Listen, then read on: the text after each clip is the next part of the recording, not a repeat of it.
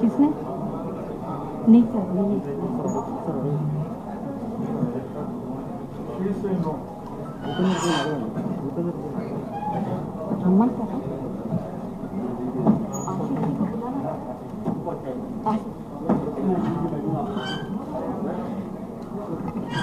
BJP Maharashtra Mumbai अध्यक्षుడు Shri Ashish सेलकर जी की विज्ञप्ति stage की रावाలని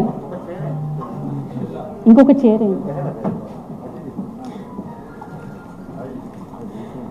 ఈరోజు ఈ కార్యక్రమానికి అందరూ విచ్చేసి పాత్రికేయ మిత్రులకి ముఖ్యంగా ఇక్కడ ఈరోజు Bharatiya Janata party manifesto release కి శ్రీ దేవేంద్ర ఫడ్నవీస్ గారు ఫార్మర్ చీఫ్ మినిస్టర్ గారు వచ్చారు మహారాష్ట్ర. వారికి స్వాగతం పలకడానికి శ్రీమతి డికే అరుణ గారికి స్వాగతం పలకాలని కోరుతున్నాం.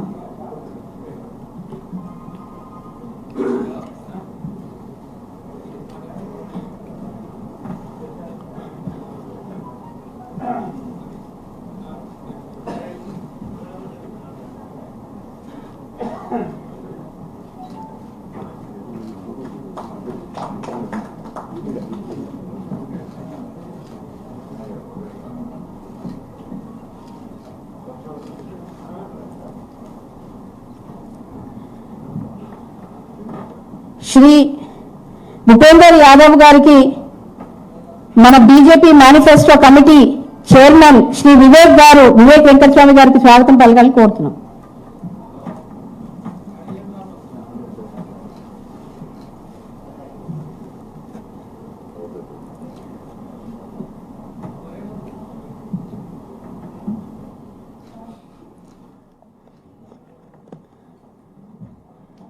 ముందుగా BJP manifesto committee chairman Shri Vivek Venkataswamy garu ఏ రకంగా ఎవరిని కన్సల్ట్ చేసి ఎలా మేనిఫెస్టో ప్రిపేర్ చేయాలి, దాంట్లో ఏమేమి అభివృద్ధి చేయాలి, జిహెచ్ఎంసీలో పరిధిలో ఉన్న జిహెచ్ఎంసీ పరిధిలో ఉన్నవన్నీ కూడా వారు ఒకసారి వివరించాలని వారు కోరుతూ శ్రీ వివేక్ వెంకటస్వామి గారు.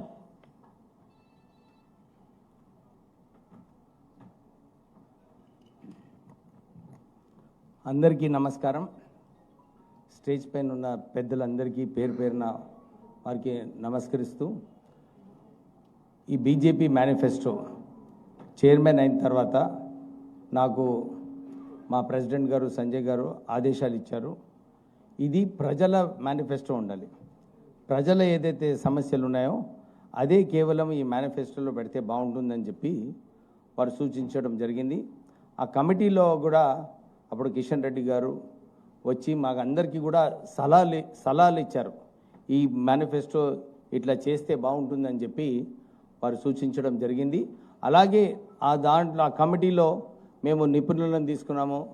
ఎవరైతే ఈ వేరే మున్సిపల్ కార్పొరేషన్స్లో మేనిఫెస్టో చేస్తే ఎలా బాగుంటుందని చెప్పి వాళ్ళని తీసుకొని మా కార్యకర్తలను మా లీడర్స్తో కూడా వారి సలహాలు తీసుకొని మేము ఒక చిన్న యాప్ ప్రిపేర్ చేసినాం. ఒక ఫోన్ నంబర్ ద్వారా లాస్ట్ టైం మా భూపేందర్ యాదవ్ గారు అది ఇనాగ్రేట్ చేశారు. ఆ యాప్ ద్వారా 1,00,000 మంది కన్నా ఎక్కువ మంది రెస్పాండ్ అయ్యారు ఆ యాప్కి. ఆ యాప్ ద్వారా మేము ఈరోజు ఈ మేనిఫెస్టో చేసిన తర్వాత, ఎందుకంటే ప్రజలందరూ కూడా ఆ ఫోన్లో మాట్లాడినప్పుడు ఇదే చెప్పినారు, సార్ టీఆర్ఎస్ పార్టీ మేనిఫెస్టో ఏదైతే రిలీజ్ చేసినారో ఇంతకుముందు చేసిన మేనిఫెస్టో కూడా ఇప్పటి వరకు అమలు చేయలేదు. మళ్ళీ ఈసారి మేనిఫెస్టో ఏదైతే చేశారో దీంట్లో కూడా ఖాళీ ఊహాగానాలు ఉన్నాయి. మేము ఇది చేస్తాం అది చేస్తామన్నారు, ఇంతకుముందే చేయలేదు. మీరు మేనిఫెస్టో చేసినప్పుడు మా ప్రజల సమస్యలు ఏదున్నాయో అవి పెడితే బాగుంటుందని చెప్పి వాళ్ళందరూ కూడా సూచించడం జరిగింది. త్వరలోనే మన దేవేంద్ర ఫడ్నవీస్ గారు ఈ మేనిఫెస్టోని రిలీజ్ చేస్తారు. నాకు మా చర్చించిన తర్వాత మా సీనియర్ లీడర్స్ అందరు బీజేపీలో కూడా వారి అందరికీ డ్రాఫ్ట్ మేనిఫెస్టో పంపించాం. ఎందుకంటే వాళ్ళ ఐడియాస్ కూడా తీసుకొని అందరూ కూడా ఒకటే ప్లాట్ఫామ్ పైన ఉండాలని చెప్పి వారి ఐడియాస్ కూడా తీసుకొని ఇంక్లూడ్ చేయడం జరిగింది. నాకు అనిపిస్తుంది ఈ మేనిఫెస్టో రిలీజ్ అయిన తర్వాత ఏదైతే కంటెంట్స్ ఈ మేనిఫెస్టోలో ఉన్నాయో టీఆర్ఎస్ అధినేత చంద్రశేఖర్ రావు కేటీఆర్ ఏదైతే మొన్న వ్యాఖ్యలు చేసినాడో వాళ్ళందరికీ బుగులు ఆల్రెడీ ప్రారంభమైంది. వీళ్ళు ఓడిపోతున్నారని చెప్పి ఒక ఊహాగానాలు వాళ్ళకి వచ్చినాయి. మేనిఫెస్టో రిలీజ్ అయిన తర్వాత వాళ్ళిద్దరు కూడా పర్మనెంట్ ఫార్మర్స్కి పరిమితం అయిపోతారు. అంత మంచి మేనిఫెస్టో మేము బీజేపీ పార్టీ తరఫు నుంచి మేము రిలీజ్ చేస్తున్నాము. ఎందుకంటే ఇది కేవలము ప్రజలకు వారికి ఉపయోగపడేలాగా ఈ మేనిఫెస్టో ఇంకా ఇంప్లిమెంట్ కూడా చేసే శక్తి ఉంది ఈ మేనిఫెస్టోలో. So thank you very much and I take pleasure in now asking Shruti to introduce our chief guest for the evening, Mr. Devendra Fadnis.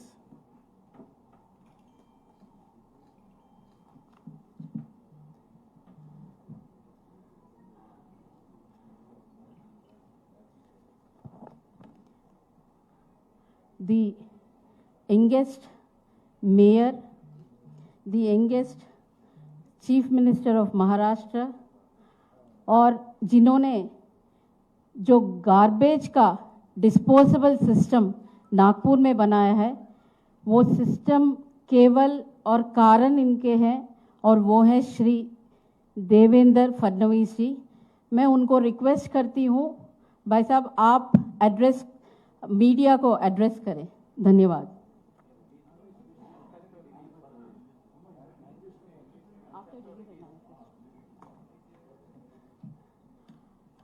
I request Shri Devendra Fadnavis ji, former Chief Minister of Maharashtra, to launch the manifesto.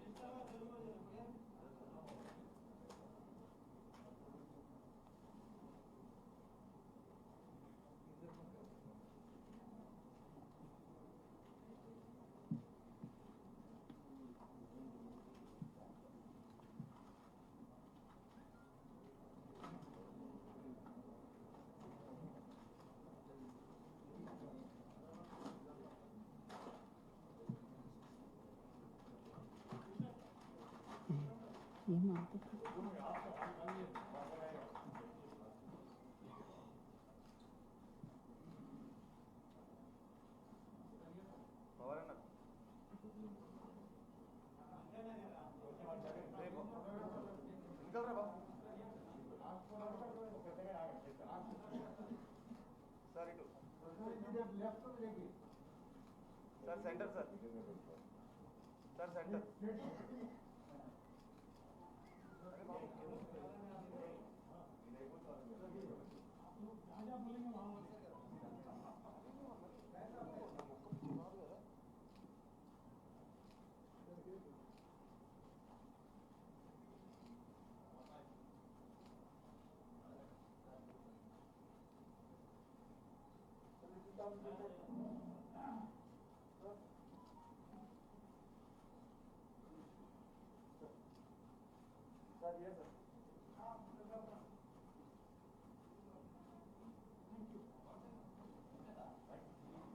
I request the youngest former Chief Minister and the youngest Mayor, Shri Devendra Fadnavis साहब को यहाँ पर आके media को address करने के लिए. धन्यवाद. ठीक है सर. वहीं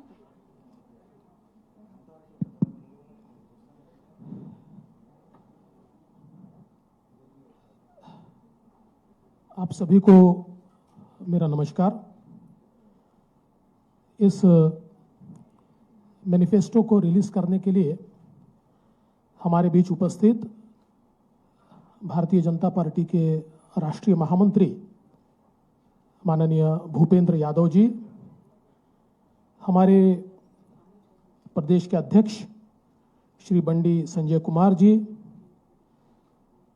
केंद्रीय राज्य मंत्री आदरणीय जी किशन रेड्डी जी, श्रीमती डी के अरुणा जी, डॉक्टर के लक्ष्मण जी, श्री विशेष रूप से यहाँ पर उपस्थित हमारे आदरणीय मुरलीधर राव जी, श्री एन रामचंद्र राव, श्री पी सुधाकर रेड्डी, श्री विवेक वेंकट स्वामी जी, श्री जी परमिंदर रेड्डी जी, श्री डी प्रदीप कुमार जी, कुमारी बंगारू श्रुति जी, और हमारे महाराष्ट्र से यहाँ पर आए महाराष्ट्र विधानसभा में बीजेपी के चीफ व्हिप श्री आशीष शेलार जी, सभी हमारे मंचासीन महानुभाव और यहाँ पर मीडिया से आए हुए हमारे सभी बहनों और भाइयों,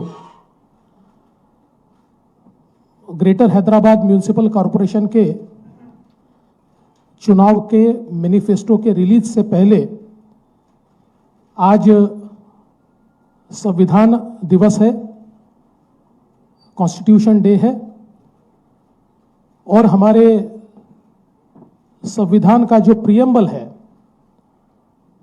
भारत रत्न डॉक्टर बाबा साहेब आंबेडकर जी ने भारत को इस कॉन्स्टिट्यूशन के माध्यम से जो डेमोक्रेसी दी और हर व्यक्ति को जो स्वातंत्र्य दिया, जो अधिकार दिया, मैं ऐसा मानता हूं कि आज उसी को हम लोग याद करते हैं।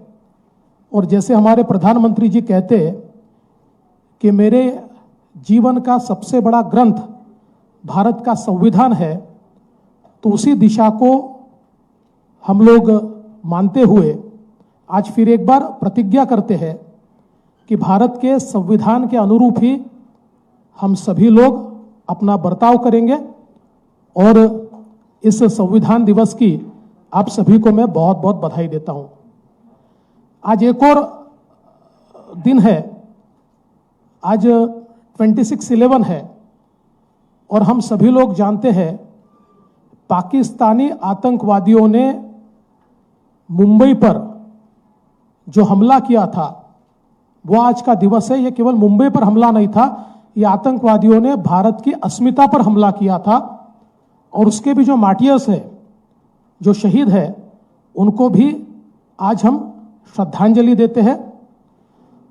और साथ साथ तेलंगाना राज्य की निर्मिति में जिन्होंने शहादत हासिल की, ऐसे सभी शहीदों को याद करते हुए इस बात को हम रिएट्रेट करने की कोशिश करते हैं, प्रतिपादित करने की कोशिश करते हैं कि तेलंगाना राज्य बनाने में भारतीय जनता पार्टी की बहुत अहम भूमिका रही है, और भारतीय जनता पार्टी ने भी एक बहुत लंबी लड़ाई इस राज्य के निर्माण में की है।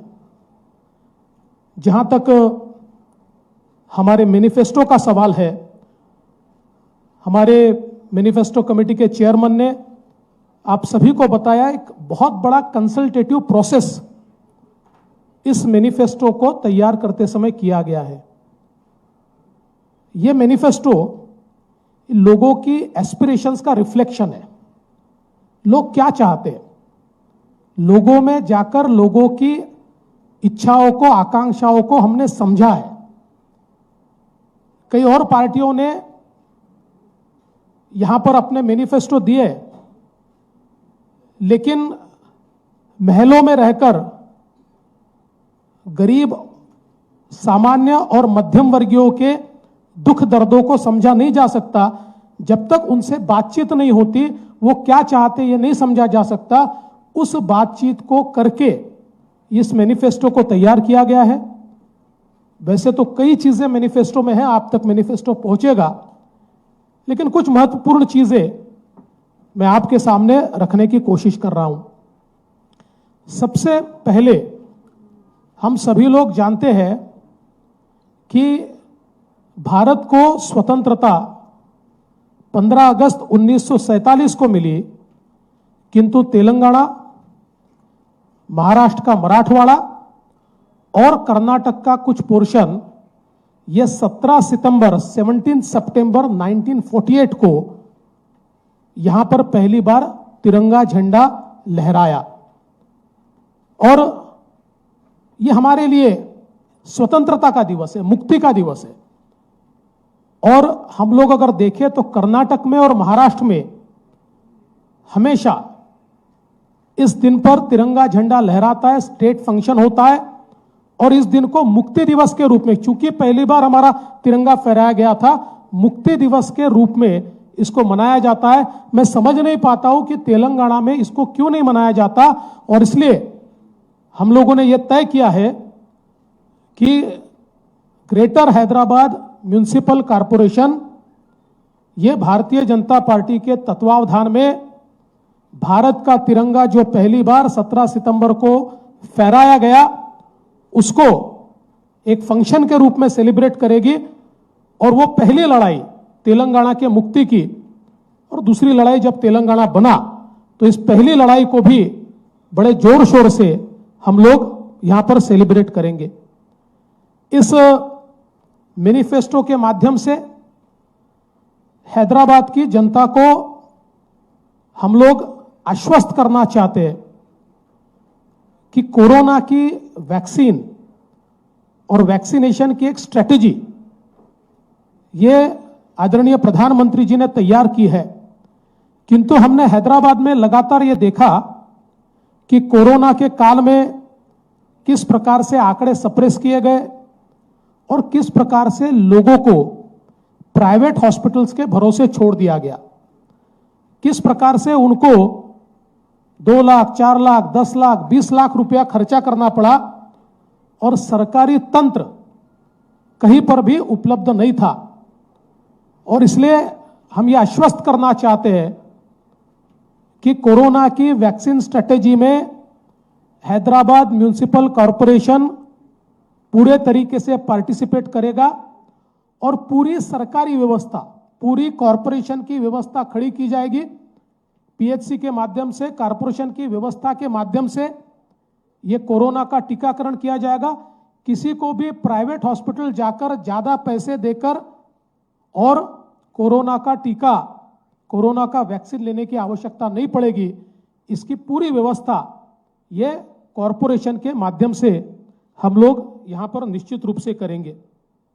इसके साथ साथ हम लोगों ने यह भी तय किया है कि एलआरएस, आज 15,000 करोड़ रुपए का बर्डन एक प्रकार से लोगों के ऊपर डाला जा रहा है। We will scrap this LRS. आज केंद्र सरकार अलग अलग प्रोजेक्ट के माध्यम से एक सेक्टोरल अप्रोच लेकर स्मार्ट सिटी डेवलपमेंट में जो एक सेक्टर है, ऐसे सेक्टर्स को डेवलप करने के लिए पूरा पैसा देता है। टोटल आज आप देखिए जिन शहरों में स्मार्ट सिटी के प्रोजेक्ट्स चल रहे हैं, उनमें एक एक सेक्टर के प्रोजेक्ट्स ये चल रहा है, जिसमें वहां की जो सारी बेसिक एमिनिटीज है उसको एकदम अच्छे तरीके से तैयार किया जाता है। वहां के रोड्स हो, ड्रेनेज हो, सीवेज हो, लाइटिंग हो, सारी चीजें।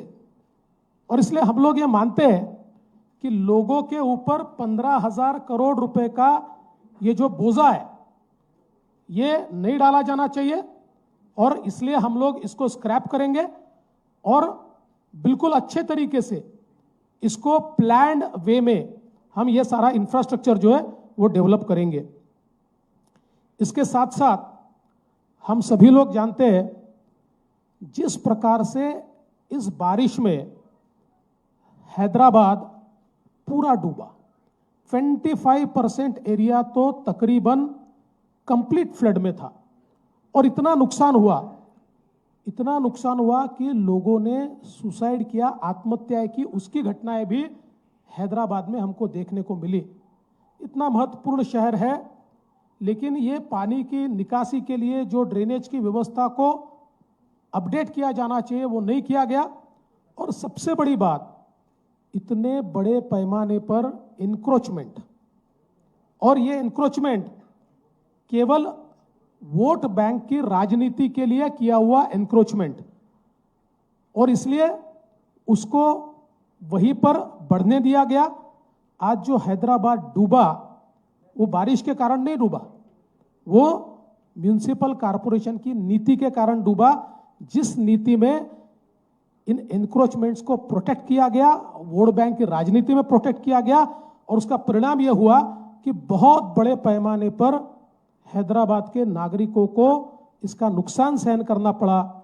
और इसलिए एक और इसको प्लान्ड वे में इन एनक्रोचमेंट्स को हम निकालेंगे, लेकिन ऐसा नहीं है कि किसी को बेरोजगार करेंगे, लेकिन जहां पर पानी निकासी की व्यवस्था है, वो पानी निकासी की व्यवस्था को ठीक करने के लिए जिनको रिलोकेट करना पड़ेगा उनको रिलोकेट किया जाएगा, और निश्चित रूप से एक प्लान्ड वे में इसका काम किया जाएगा। साथ ही में हम लोगों ने यह भी तय किया है कि यहां पर जिनका नुकसान फ्लड्स में हुआ है उनको डीबीटी के माध्यम से सीधे उनके अकाउंट में 25,000 रुपए 25,000 rupees will be credited through DBT in their accounts. उनको सीधी मदद जो है वो इस मामले में की जाएगी। हम लोग जानते हैं किस प्रकार से यहां पर लोगों को चुनाव से पहले हम आपको 2 रूम का मकान देंगे, इस प्रकार से बताया गया, और लोगों को कुछ मॉडल मकान भी दिखाए गए। तो आम आदमी को ये लगा, गरीब को ये लगा कि ऐसा मकान मुझे मिलेगा, तो उसने बड़े खुश होकर इनको वोट किया, लेकिन एक भी मकान नहीं बना। और जानबूझकर प्रधानमंत्री आवास योजना को रोकने का काम किया गया, और उसमें हम लोग ज्यादा अच्छा देंगे इस प्रकार से बताकर किसी को कुछ नहीं मिला।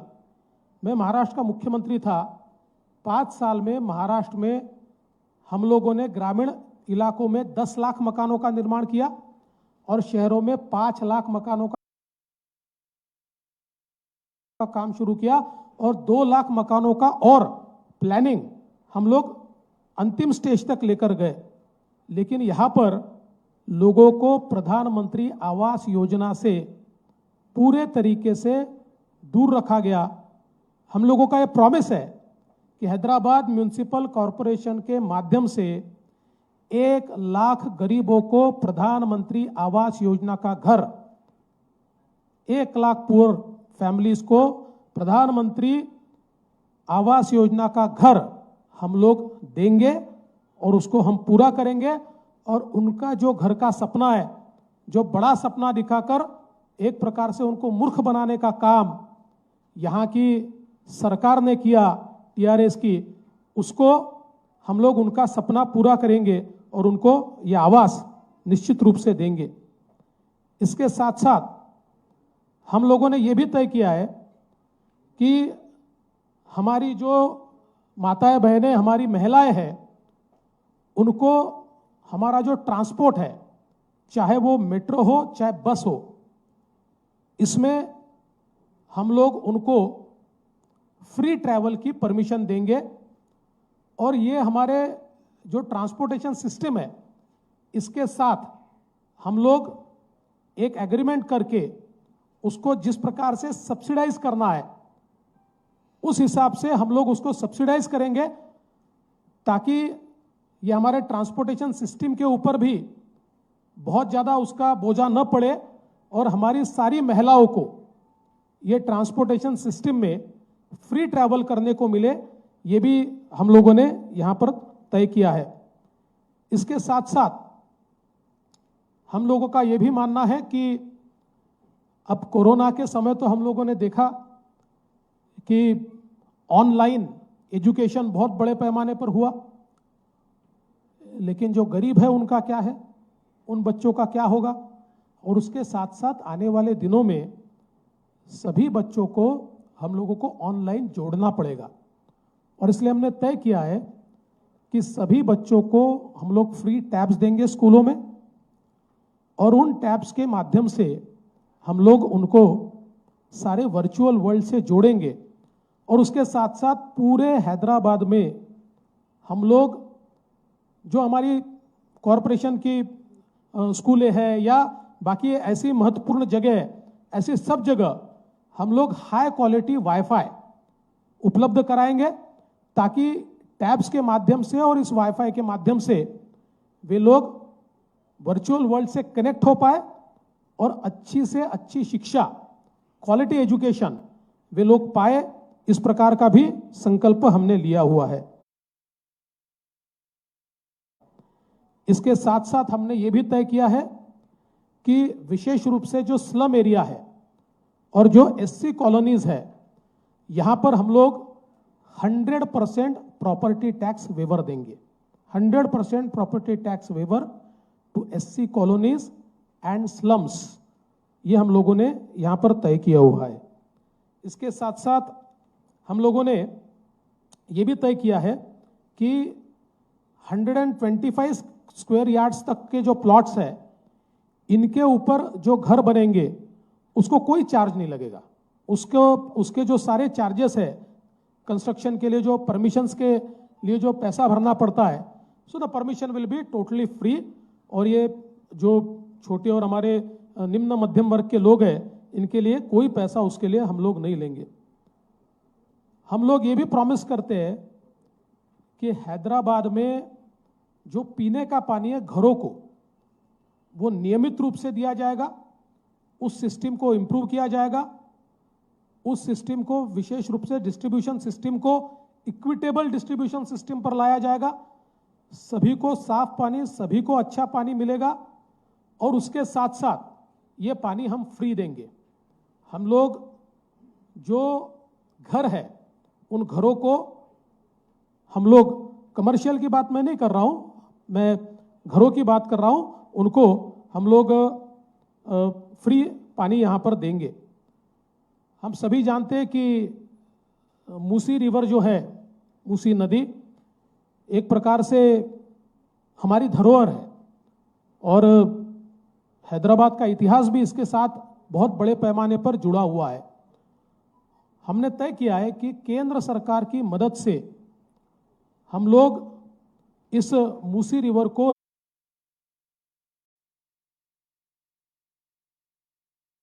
रिजुविनेट करने के लिए 10,000 करोड़ का एक फंड तैयार करेंगे।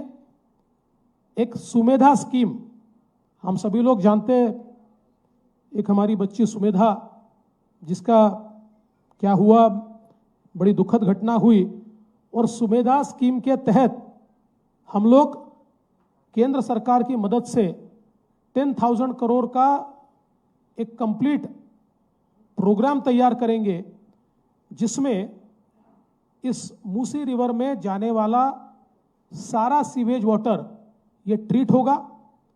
इस पर जितना एनक्रोचमेंट है वो रिलोकेट होगा और फिर एक बार अविरल बहने वाली इस प्रकार की स्वच्छ रिवर, इसको हम तैयार करेंगे।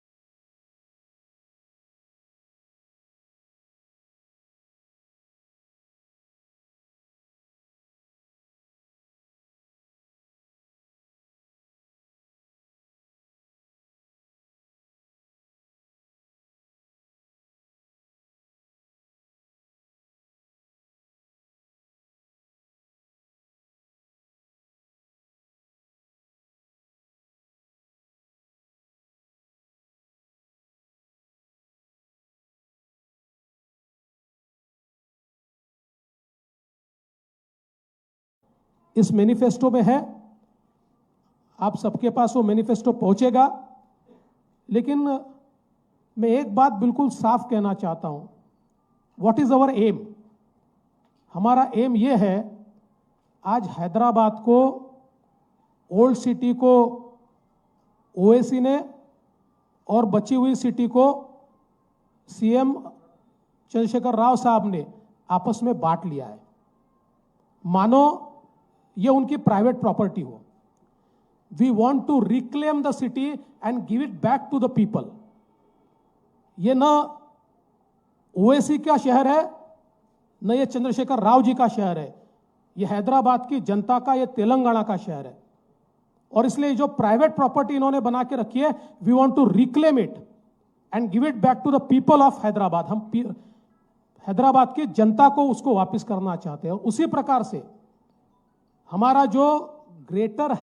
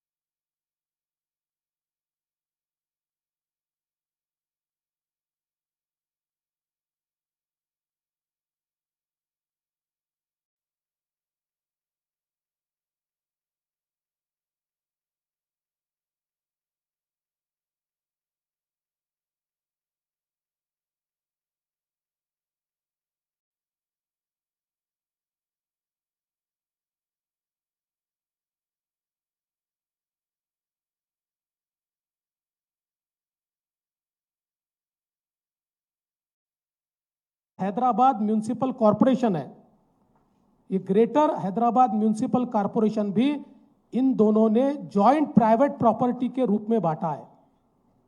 It is utilised only for their private gains. It is no more a public body. We want to make it a public body. हम उसको वापस जनता को समर्पित करना चाहते हैं। भारतीय जनता पार्टी के महापौर और जो मेंबर्स चुनकर आएंगे, ये सारे के सारे वहां ट्रस्टी होंगे, मालिक नहीं होंगे। They won't be the owners.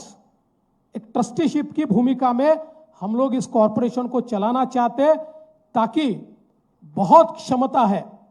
आज सीवेज ट्रीटमेंट के माध्यम से हम लोग बड़े पैमाने पर पैसा कमा सकते हैं।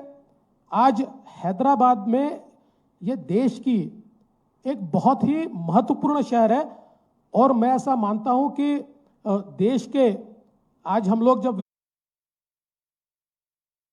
विचार करते तो दिल्ली, मुंबई, कलकत्ता, मद्रास, इसके साथ साथ पहले इन 4 ही शहरों का नाम आता था। पर मैं ऐसा मानता हूं कि हैदराबाद हो, पुणे हो, ऐसे कई शहर है कि आज इन शहरों का नाम उनके साथ साथ शुमार होता है। लेकिन इस शहर की जो हालत हमको फ्लड्स के बाद देखने को मिली, जो कचरे की हालत देखने को मिली, इसमें से इस शहर को बाहर निकालकर एक आइकॉनिक शहर बने और लोगों का शहर बने, इसके लिए भारतीय जनता पार्टी पूरे तरीके से प्रयास करेगी। ये इस मैनिफेस्टो के माध्यम से हम जनता को आश्वासित करते हैं और हमारा मैनिफेस्टो जनता को समर्पित करते हैं।